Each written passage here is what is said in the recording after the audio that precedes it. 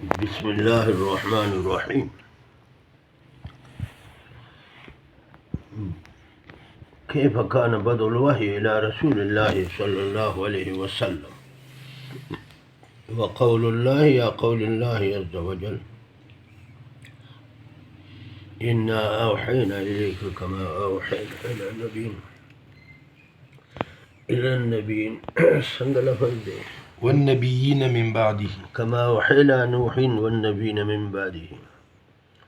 وبالسند المتصل قال البخاري حدثنا الحميدي قال حدثنا عبد الله بن زبير قال حدثنا سفيان قال حدثنا يحيى بن سعيد الأنصاري قال أخبرني محمد بن إبراهيم التيمي أنه سمع القمة بن وقاص الليثي يقول سمعت عمر بن الخطاب رضي الله تعالى على المنبر قال سمعت رسول الله صلى الله عليه وسلم يقول إنما الأعمال بالنيات وإنما لامرئ لكل امرئ ما نوى. فمن كانت هجرته إلى دنيا يصيبها وإلى امرأة ينكحها فهجرته إلى ما هاجر إليه. امام بخاری رحمه الله داسې غونې ترتیب اختیار کړ دلته چې دا موږ په بل کتاب کې نه دی لیدلی. نور کتابونه علم نه شروع کیږي یاد او داسنه یا د کتاب الصلات نه لکه څنګه د سنن کتابونه دي، ابن ماجه شو، ترمذی شو، سنن ابو داود شو، سنن نسائی شو، د هغې ترتیب د فقه دی، یعنی دا او داسې نه شروع کوي، د وحی نه شروع کړه. دا د عجایبو نه ده. شاید دې کې اشاره ده دې خبرې ته چې کوم شی یقیني دی 100%، د بازارونو کې وایي دا 100% دا 100%، پکې هغه ټول دروغ وي. نو یقیني چې دی 100% هغه وحی ده. نو کوم خبره د وحی سره ثابت ده هغې کې 3-5 نشته. په یو موقع نبی علیہ السلام ته چا وویل فلانکی مرتد شوی دی، مشکات کې حدیث دی. نبی علیہ السلام وایي چې دی مړ شو ځمکه بدله نه قبلوي. هغه چې مړ شو مردار شو لاړ دفن یې کړ، سهار چې ګوري کلکلا خان بار بډبن پروت دی. ځمکې د نبی علیہ السلام خبره ومنله بأن ربک اوحی لها. دا 14مه شله مې پاس کړی دی، یورپ کې هر څه ویل دي، دی نه مني. د مرګ نه بعد به ښه مني، هغه ښه په مزې سره. هغو بیا څه وویل نو لکه څنګه نن سبا موږ ته وایي دا مولیان دهشتګرد دي که نه، وایي ستاسې څو تنه وژل دي، خبرونه وښیه. بس دا علما ولې بدي شي، وایي دا دهشتګرد دي.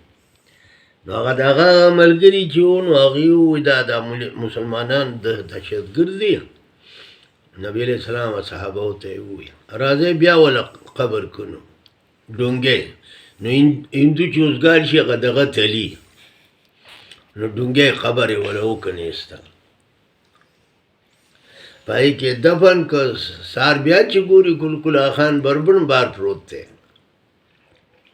یاره دا خو مونږه ښه ډونګی کنیستی و، راځئ نن ښه ډونګی اوزګار کوی وله جوړ کړه، هغې ته یې وغورځوه، خار یې پرې واړولې.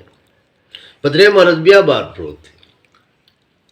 بأن ربک اوحی لها، ځمکې ته الله حکم وکړ. ځمکه مني، ګوره دا بوټي راوځي، میوې راوځي، خوراک کاک انتظام کړي. دا بني آدم دی نه مني، ځمکه مني. د بخاري کتاب الغسل کې راځي موسی علیہ السلام غسل کوه نو هغه به پرده کې کوه، 70 لفظ راځي. نو دا یهود چې دي نو هغو به بربن لمبل، بربن خالص. لکه نن سبا دا مسلمانان ټول بربن لامبي، ښځې ورسره یې هغه هم بربن دي، لکه سپی، سپی، وا، میخه، ګډه، بیزه. نو موسی علیہ السلام به پرده کوله نو هغه وی د موږ سره لامبي ځکه نه دی آدر دی د خصوصیتین پرسیدلی دي یا برګې د موسی علیہ السلام خو پیغمبر والله پیغمبرانو باندې غیرت کوي نو د پردې ځای کې لامبل کپړې کې خو دې په ګټه باندې څنګه طریقه ده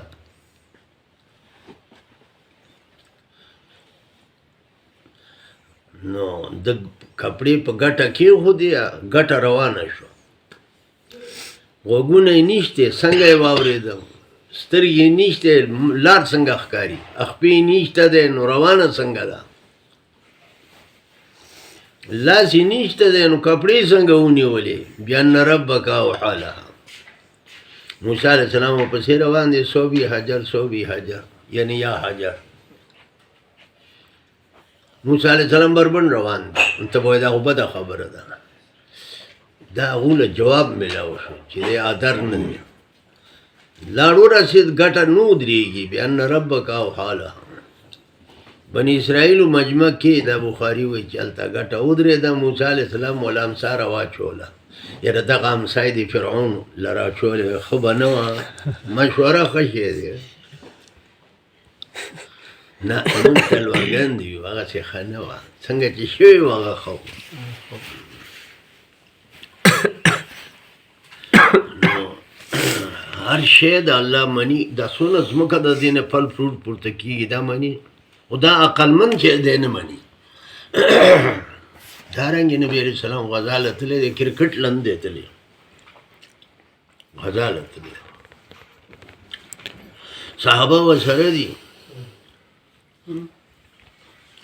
وی هوا به راځي تیزه تاسو خپل څاروي د غزا چې دی سنبال کوئ امن ځای ته بوځئ په خپله امن ځای ته لاړ شي هوا به راځي ډېره تیزه یو تن منافقو نو صحابه خو منافق نه خو د منافق پته نه لګي ځکه چې هغه ښکري نه نه یې لکۍ نه یې ښکري هغه کېناسته بیا بار پاڼه نه خوځي دی وی هوا به راځي لکه تصدیق نه و دا نور د امن ځای ته لاړه دی ناست دی په دې کې هوا راغله شروع شوه کته نه د هغه د کونې د طرف نه راغله چې په بره لاړې شي نو هوا خو بره نه کته وځي خو نه د دله یې بره خېجئ چې دی پمپ شي لږ ساعتون شو هوا زیاته شو دی پوه شو تصدیق نه و ښه ساعت تېر شو ښه زیاته شوه بیا روغ ونیو اوچت که زه چې د مري سیل وکړو اوچت یې که وایغسته چې اوچت یې که بره په اسمان کې وګډو او مشکات کې بلاد د توی راځي قبیلې دي بلاد د توی په یو چټانې راوغورځولې زما زړه اوس یخلو د دې ملک د غټانو سره داسې وکړي دا به ښه وي دومره لویه زمانه تېره شوه څه دي حرام دی نو دا وحی سره چې ثابته شي پای کې 3-5 نه نو امام بخاري دا شروع دی نه چې وکړه اشاره وکړه چې دا په مخه څونه حدیث را روان دي دا دواړو جلدونو کې 9082 حدیثونه دي دا ټول وحی ده و یو وحی څرګندي جلی یو خفي وي لکه مضمون د نبی علیہ السلام مضمون د الله دی الفاظ د نبی علیہ السلام دی دا شروع کړه په دې باندې چې ابتدا د وحی څنګه شوې ده دا یو پاڼه وروستو د هرقل واقع راځي کتاب الایمان نه مخکې حالانکه د هرقل د قیصر واقع چې دا هغه د نبی علیہ السلام په آخري وخت کې ده ملکونه فتح شو سنچی هجری کې چې کله صلح حدیبیه وشوه نو هغه صلح کې دا فایده راووتله چې هغه د مکې کافر او د هغې ملګري هغه نبي علیه السلام سره داسې صلح وشوه چې یو بل ته اوس څه نه وایي دې کې خیر و د کافر عقل په پوندو کې په کوم ځای کې پوندو کې لاندې کده دا چې څه وشو نو هغې کې خیر د اسلام و د هغو عقل نه و نبی علیہ السلام خیبر فتح کړ سن 7 هجری کې خیبر فتح شو. اوس کافر د هغوی امداد نه شي کولی، ولې هغه معاهده کې راغله، ګیر کې راغله. په هر حال د هرقل واقعه دا خو د بدو الوحی سره تعلق نشته دی، ابتدا د وحی سره تعلق نشته دی. گویا مطلب دا دی چې ابتدا یوازې مراد نه ده، وسط هم مراد دی او انتها هم مراد ده. یو هغه انتها کې بادشاهان توت ته وخېږي. په دې کې اول حدیث چې دلته راځي دا حمیدي دی، دې کې الحمیدي دا مکی دی، دا د امام بخاري استادان دی، 1101 پکې حمیدي دی، دا مکی دی. بیا دی بل حدیث کی چې د امام مالک راځي، ان اخبرنا مالک ابو یوسف عبدالله ابن یوسف قال اخبرنا مالک. نو دی مدنی دی، دی مکی دی. مطلب مکه کې شروع شو، مدینه کې هلچل شروع شو، قیصر و کسرای توپ ته وخېجول په دې جمي کې که نه، په دې جمي کې چې کته کنګل پروت وي، واوره بره واوره ورېږي، زه توتان خوره. نو هرقل او کسرا که پکې راغله، دا په دې جوړ راغلو. لږ کسانو خو کسانو د هغې نتیجه څه شوه؟ قیصر او کسرا یې توت ته وخېجول. او مکې نه حضرت مدینې ته لاړ. تاسو خوشحاله نه یې، موږ به بل ځای کې کار وکړو، موږ به بل ځای. دا پنجپیر شیخ پسې دا خلک لګېدلي او دا دلګان نو ټول لګېدلي. پنجپیر نه خدای کار واخیسته. چا چې سپکې سپور ویلې، هغه سپک سپور پاتې شو. نو یا بدعه ده یا بدو دی. بدو صلاح کتاب البیوع کې راځي چې باغ پوخ شوی نه وي، هغې نه یې مخکې مه خرڅوه. ولې که په هغې افت راشي، جل راشي، غل راشي، څه مل راشي، نور څه ول راشي، بیا به هغه له څه شی ورکوي؟ پیسې تا واخېستې. نو بدو په معنی د ظهور د حضرت باندې ظهور څنګه وشو؟ نو د حدیثونو کې راځي مدینه کې هلچل شروع شو. نو امام محمد او قاضي ابو یوسف چې دی نو دا مدینې ته راغله، عبدالله بن مبارک مدینې ته راغی. نو امام بخاري چې سند پیش کوي نو پکې عبدالله بن مبارک هم راځي. ماشاءالله ماشاءالله. امام مالک یو ځل درس ته راغی مدینې منورې مسجد نبوي ته، نو چې دی نو یو یحیی ناست دی، نور څوک نشته. دا شیخ زکریا صاحب لیکي. ملګري څه شو؟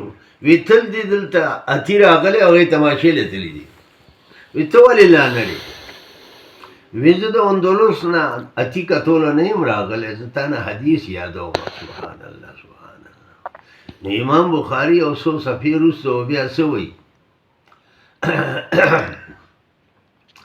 حدثنا یحیی، حدثنا یحیی، دا دغه چې دی یحیی اندلسي، دا د امام مالک صاحب په شاګردانو کې دی او د امام بخاري په مشایخو کې دی. امام بخاري وایي چې ما ته بیان وکړو یحیی اندلسي، هغه د مالک نه، هغه د نافع نه، هغه د ابن عمر نه، هغه د نبي علیه صلات وسلام نه سند یې ورسو. سند یې ورسو کوم ځای نه راغلی او کوم ځای کې شروع شو، څه سلسله وشوه. دا ملکونه زموږ علاقې د قرآن د درس نه ډکې شوې. د احمد علي لاهوري او پنجپیر شیخ ګنډی شیخ دې بزرګانو دا همت وکړو. نو اوس دا ملکونه ډک دي د درسونو نه، څه ځای خالي نشته. نو اوس دغه بدعت خاوندان سوځي، شپې او ګروزي لګېدلی او په د خارخ مرضي. ورته ووایه ګروه زما به څه غرضي چې څونه ګرولی شي، شتی به درله زه درکړمه. دې موسم کې شتی چې مږې نو خوند به درکوي دله. دا ملکونه ډک شو، هر علاقه کې ځای په ځای ځای په ځای. ما د ټولو نه لوز اخیستی دی، قرآن درس به کوي، مشکات درس به کوي، څونه دنه کېدی شي عوامو ته فایده رسوي. عوامو نه تمه مه ساته، تمه د الله نه ساته، بس خبره به آسان نه شي. بهرحال کیف کان بدء الوحی رسول الله صلی الله علیه وسلم، ابتدا څنګه وشو، ظهور څنګه وشو، دا څونه حدیث دي دا په دغه جوړ دي. څه د بدء الوحی سره بدء الوحی سره لګي، څه نه لګي، هغه چې نه لګي هغه ولګېده، چې یوازې ابتدا مراد نه ده، وسط هم مراد دی، هجرت نه پاسته هم مراد دی. بیا کوم حل چل راغی، صحابه لاړه په ملکونو باندې غذا لپاره، کرکټ له په کیر چته نه دي تلي، ما نه دي اورېدلي، کرکټ له نه دي تلي. دا کرکټ له داسې ناست دي، لکونو نه په کروڑونو ناست دي. دا غیر مسلمو د مسلمان سره دا کار وکړو، داسې ناست دي. ښځې سړي ګډ وډه یو بل ته لاس کوي، هم څه فرق پکې نه راځي، که راځي یو خاص نه راځي. دا ټول آمنے سامنے د قرآن درس ته دا زمونږ درس و، د دې اګرول به دوه تنه نه، ټول دا د مسافرو خبره وه. بهرحال